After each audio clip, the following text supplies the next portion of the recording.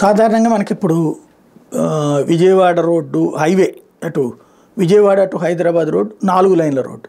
దాన్ని 6 లైన్లకు కొన్ని చోట్ల 8 లైన్లకు కొన్ని చోట్ల సెట్ చేసే ప్రయత్నం చేస్తున్నారు. ఇంకా పూర్తి కావాల్సి ఇప్పటిదాకా అది 4 లైన్ల రోడ్డు అంటారు, హైవే అంటారు. ఇదివరకు విజయవాడ నుంచి ఇటు చెన్నై వెళ్ళే రూట్ కూడా 4 లైన్లు ఉండేది. ఇప్పుడు ఆ తర్వాత 6, 8 ఇట్లాగా నడుచుకుంటూ వెళ్ళింది. అయితే ఇంతవరకు అమరావతి పరిసర ప్రాంతాల్లో సింగిల్ లైన్ రోడ్డు ఉంటుంది. అంటే ఒక 3-4 వెహికల్స్ ఒకేసారి వెళ్తే ఎట్లుంటుందో ఆ స్పేస్ అనమాట. ఈ సింగిల్ లైన్ రోడ్డు అదే కరకట్ట, ఇప్పుడు ఏదైతే కృష్ణవేణి మోటెల్ దగ్గర నుంచి ఆ చిన్న వంతెన నుంచి కరకట్ట మీదకి వెళ్ళి ఆ కరకట్ట మీద నుంచి అమరావతి దాకా వెళ్ళిపోవచ్చు డైరెక్ట్గా. ఆ రోడ్డు ఏదైతే ఉందో అది వాస్తవంగా 2 వెహికల్స్ ఒకసారి వస్తే సరిపోతుంది. ఒక 2 లారీలు వచ్చినాయి అంటే నానా తిప్పలు పడాల్సినటువంటి పరిస్థితి. ఇప్పుడు ఆ రోడ్డుని 4 వరుసలుగా అంటే దాదాపుగా హైవే లాగా నిర్మించడానికి రంగం సిద్ధం చేశారు. ఒకప్పుడు ఆ రోజుల్లో కూడా ఇదే పాయింట్ వస్తే అక్కడ ఉన్నటువంటి రైతులు అంగీకరించలేదు. ఆ ప్రాంతానికి సంబంధించిన దాంట్లో వైఎస్ఆర్ కాంగ్రెస్ పార్టీకి కొంత పట్టు ఉండటం, రెడ్డి సామాజిక వర్గం వాళ్ళకి సంబంధించిన భూములు కావడంతో వాళ్ళు నిరాకరించారు. కోర్టుల దాకా వెళ్ళడంతో వాళ్ళు ఆగిపోయారు.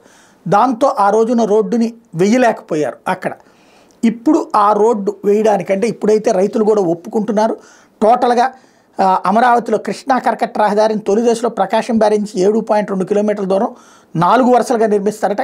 కరకట్టకి 2 పక్కల రిటైనింగ్ వాల్ కూడా నిర్మిస్తారట. అంటే ఈ వరదలు వచ్చినప్పుడు దెబ్బతినకుండా ఇప్పుడు కృష్ణానదిలో కృష్ణానక ఆ ప్రాంతంలో మొన్న ఎట్లయితే కట్టారో జగన్ టైంలో అదే టైపులో ఇక్కడ రిటైనింగ్ వాల్ కూడా కడతారు. అంటే వరదలు పెద్ద ఎత్తున వచ్చినా కూడా మొన్నటిసారి ఇదైంది కదా, అక్కడ మంతెన సత్యనారాయణరాజు ఆశ్రమం అవన్నీ మునిగినాయి కదా, ఈవెన్ చంద్రబాబు గారి ఇంట్లో అవి కూడా నీళ్ళు వెళ్ళినాయి కదా.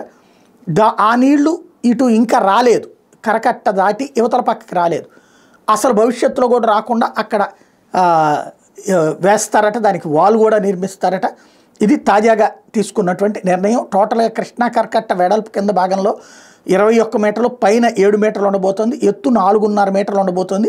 కృష్ణానదికి భవిష్యత్తులో ఎప్పుడైనా 15 లక్షల క్యూసెక్కుల వరద వచ్చినా కూడా కరకట్టను 8 మీటర్లు ఎత్తు పెంచాలన్నది ప్రతిపాదన. ఇప్పుడున్న కరకట్టను మరో 3.5 మీటర్లు ఎత్తు పెంచి పై వరకు 21 మీటర్లు వెడల్పు చేసి 2 వైపులా రిటైనింగ్ వాల్స్ నిర్మించి 4 వరుసల రోడ్డు వేసేందుకు 7.2 మీటర్లకి 1,300 కోట్లు ఖర్చు అవుతుందని అంచనా వేశారు. కృష్ణానది వైపు రిటైనింగ్ వాల్ నిర్మించే ప్రతిపాదనకి జనవల్ శాఖ మొదట విముఖత వ్యక్తం చేసిన అక్కడ ఉన్న పరిస్థితుల దృష్ట్యా అదే మెరుగైన విధానం అన్న నిర్ణయానికి వచ్చారు అన్నటువంటి విషయాన్ని హైలైట్ చేశారు. ఇక్కడే అసలు సమస్య ఉంటుంది.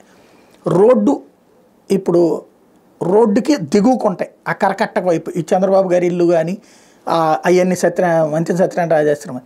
ఇప్పుడు ఆ రోడ్డు మరింత పెరుగుతుంది. వాస్తవంగా ఇంతకాలం ఆగింది ఏంటంటే బాబు గారిది ఇప్పటికీ ఆ రోడ్డుకి సమానంగా ఎక్స్టెండ్ చేసుకొచ్చారు. అది లింగమనేని గెస్ట్ హౌస్. ఇప్పుడు మళ్ళీ దాన్ని ఎక్స్టెండ్ చేస్తారా, పైకి లేపుతారా ఆ ఇంటిని కూడా చూడాల్సింది. యాక్చువల్గా అయితే కనుక అది చట్ట విరుద్ధం, ఇరిగేషన్ లాస్కి విరుద్ధం. ఇక్కడే రాశారు వీళ్ళే, ఇరిగేషన్ నిబంధనలకి ఇరిగేషన్ ఒప్పుకోలేదు. కానీ ముఖ్యమంత్రి కాబట్టి మాట్లాడకుండా ఇప్పుడు ఒప్పుకుంటోంది. జరుగుతున్నటువంటి పని అది.